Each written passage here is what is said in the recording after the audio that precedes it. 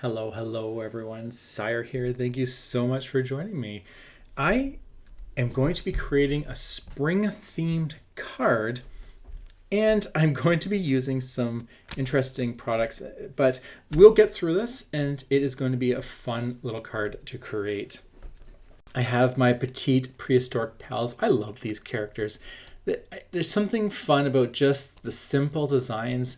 They can be cut into just regular cardstock. They can be cut into glitter, anything you want. You can cut them into backgrounds.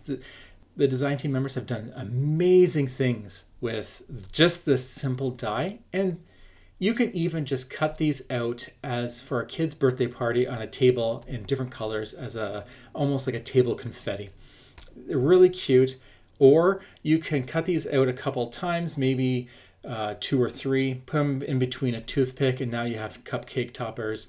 Cut them out of pattern paper. So many fun things. I will be using that. I'm going to be using my toaster card die for this spring card.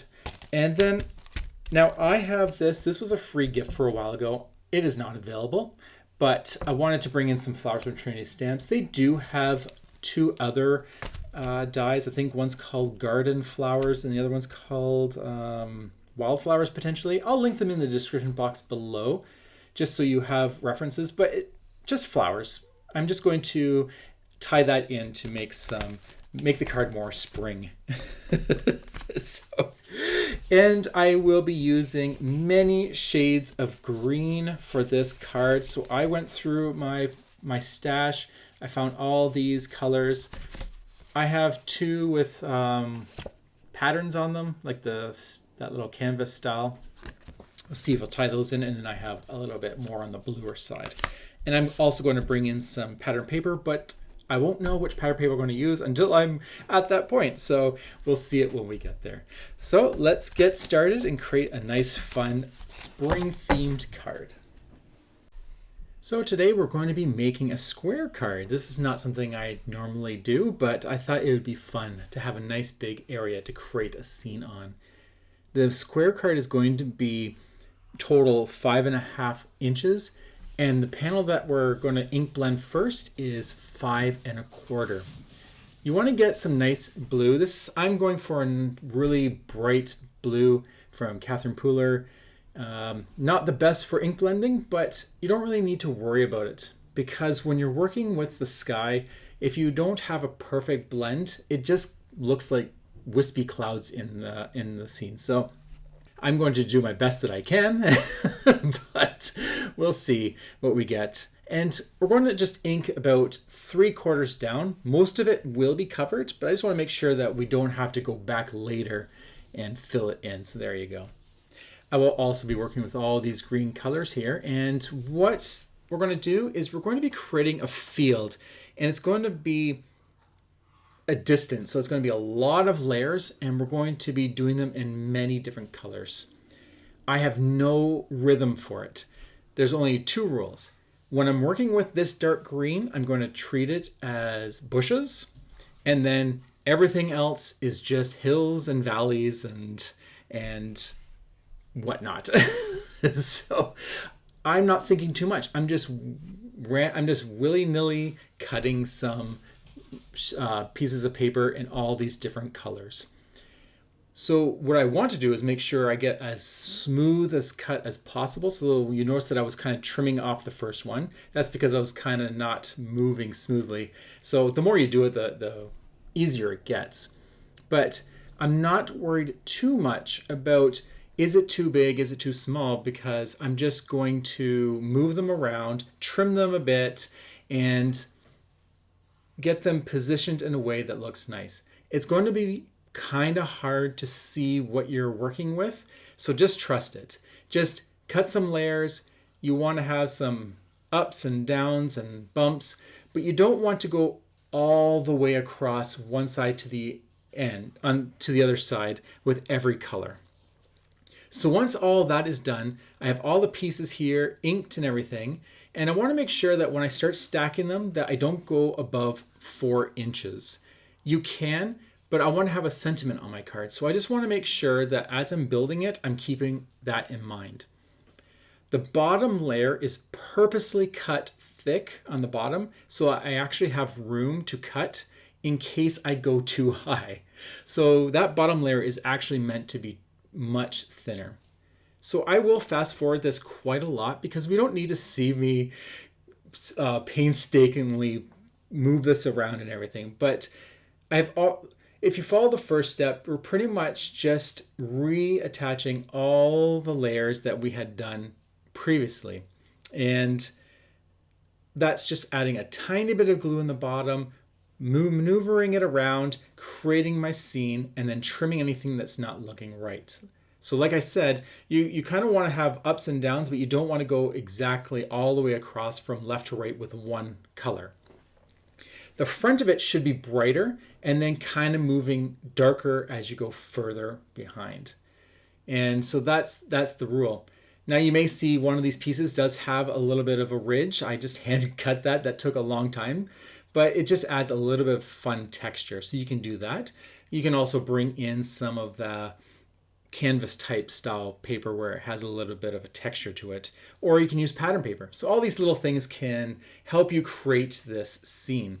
But as you can see, as you're building it, it's getting more defined. So on the right hand side, you can see that I have 3 really dark hill colors, and that's to make it so you can tell that it's much further behind.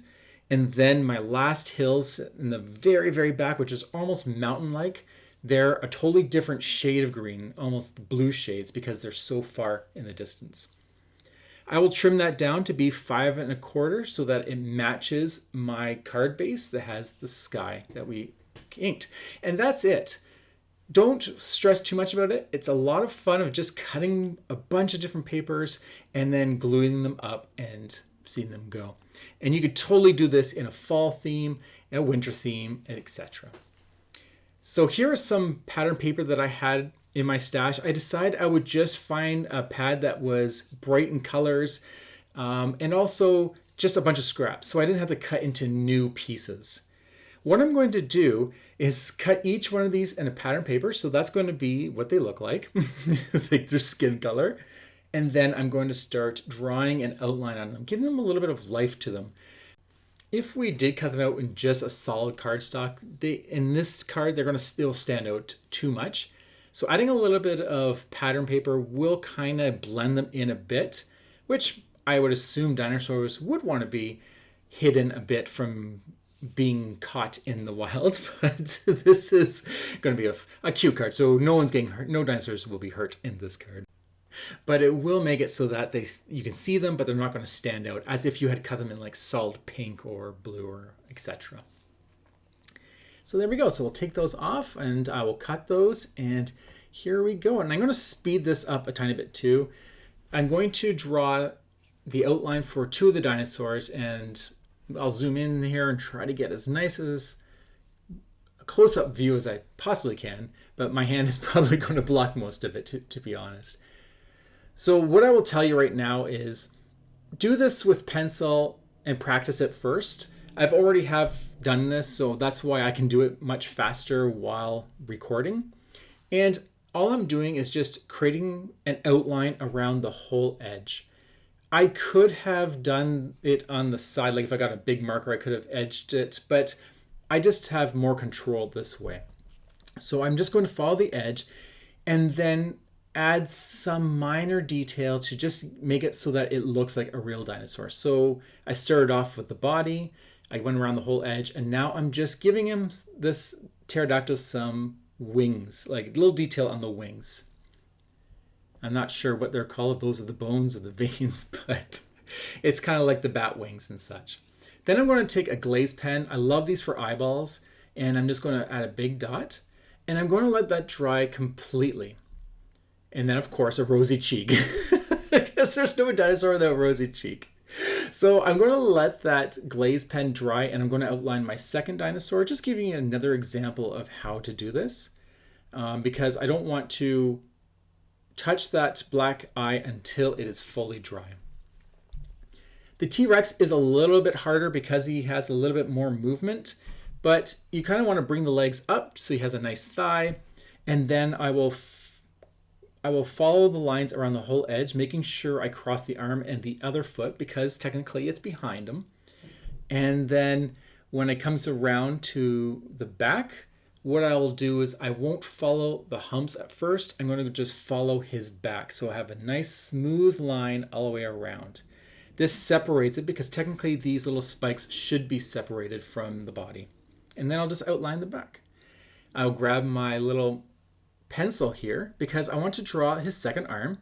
And you don't need to use a pencil, but I recommend it always because if you make a mistake, it's going to be harder to hide.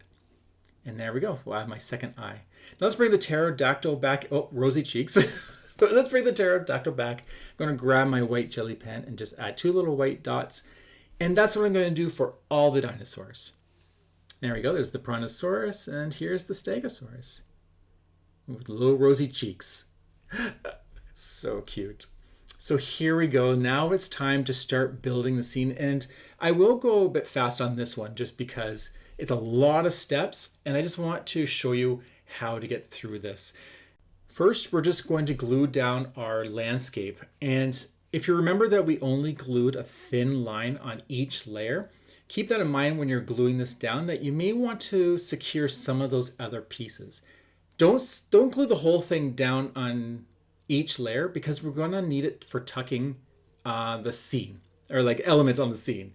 So you just want to make sure you get anything that's a little too loose, especially on the edge. I believe in this I will be gluing some of the mountains on the right and maybe the little trees there. I'll just feel around, making sure everything's nice and secure. So there we go. So I'll glue that little top there. Of course, it's off camera, so you can't see. That's how I like to roll. And, we'll just glue a little bit of the forest here. Not all of it, just on the edge, because like I said, we may want to start tucking some items in there. And then we'll just plop our dinosaurs. They need to go down first because when we put those down, I want to know exactly where everything is going to be laid out. So I'll just fiddle around with that, and that is perfect for me. I have a dinosaurs flying and walking. Now, let's bring in the toaster card. I love these little letters. They're just misshaped and fun.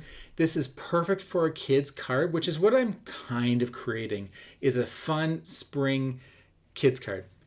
However, this is a big however. You're very limited to the number of letters that are available in this font. So I tried to figure out the best sentiment that I could come up with. And I'm just going to keep talking as I spell it out and see if you can figure it out without me saying it first. But this is the best one I can come up with the very limited letters that I had on hand. Thankfully, I had an exclamation mark and an apostrophe. So here we go. The sentiment I'm going to be using for this spring dinosaur themed card is "You're a roar." And I think that is so cute. I'm so glad that it worked out. And so I'll just glue all these letters on so that it is now in place, and then we can start building up this spring card. And this could be a birthday card too. You can totally put a birthday message inside this card.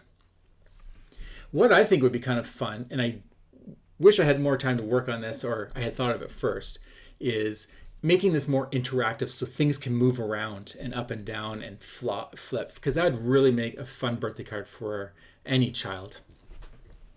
So like I said, these flowers are the ones, they're retired. They were a free gift, but use any flowers you have, or you can find the ones that are on Trinity stamps. I will put in the description box below. But what I'm doing is I'm going to lay out all these flowers and really create this spring themed card, and I'm just going to overload it.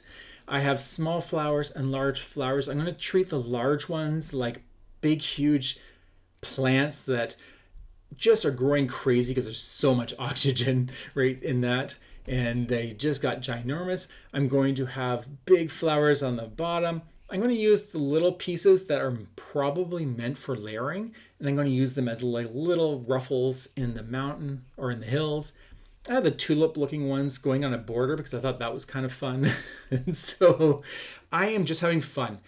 When you get to this part, just take your time and have fun. I have sped this up 4 times because it took a long time to do this, because I was having a lot of enjoyment of just playing with the different colors, moving them around, and just seeing how they look.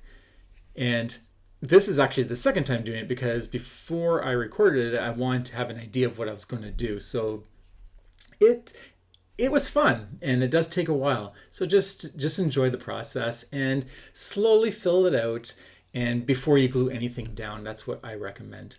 I'm not going to show you myself gluing it down because I don't need to double the time, but essentially this is how it's going to be, and I'll have it all glued down. And now let's put in our little dinosaurs here. And I will add a little bit of cardstock behind some of these dinosaurs just because there are so many layers. I want to make sure that they don't sag down. You definitely want to have them flush with the card. And what I use is just any cardstock scraps that I have on hand, and it's typically white. I'll just cut them in little pieces, glue them together, and then glue them behind the dinosaurs. So I put one behind the T-Rex. I'm going to put one behind the Stegosaurus. Just a subtle little piece. And you can tell that that Stegosaurus is now not glued to the back. It actually has a little bit of dimension. There's a little bit of spacing between the background and the foreground. So now let's just glue down all these little elements. We'll do the pterodactyl flying in the sky, and we'll finish off with these ginormous tree flowers. The last thing I'm going to do is bring in some of these emerald sparkle spots. These are new to the Trinity Stamps line, and I felt that this was a great combo to add to the green, dark, bushy layers of my card so that I can add some sparkle, but not add another color or anything that will stand out too much. I'm going to glue these down in whatever way. Some are sparkly face up, some are the smooth side, and we'll just randomly do that. And that will finish off the card for the scene anyways. You'll notice that the background of this card has about 3 layers of haphazardly laid white cardstock. Like I mentioned, I have so much white cardstock scraps right now that instead of using foam tape, I'm just going to add them to the back of this card, and it's going to give it the subtlest lift from the card, which will make it so that it's not going to be too thick, but still give you that nice shadow around the whole card. It makes it so that it is almost a very polished look. It's like a piece of art, and I think this is. And there we go. This is the card that I want to share with you today. I think this is a great project that anyone, adults or kids, can have fun. Just cut out your layers, cut out your flowers, cut out your dinosaurs, and just play and build scenes and see what you can create. It is very relaxing, very fun, and like I said, you can choose any season of the year. So I do hope you enjoyed this. I had a lot of fun sharing it with you. And until the next time, have a fantastic day, and I'll talk to you all later. Take care.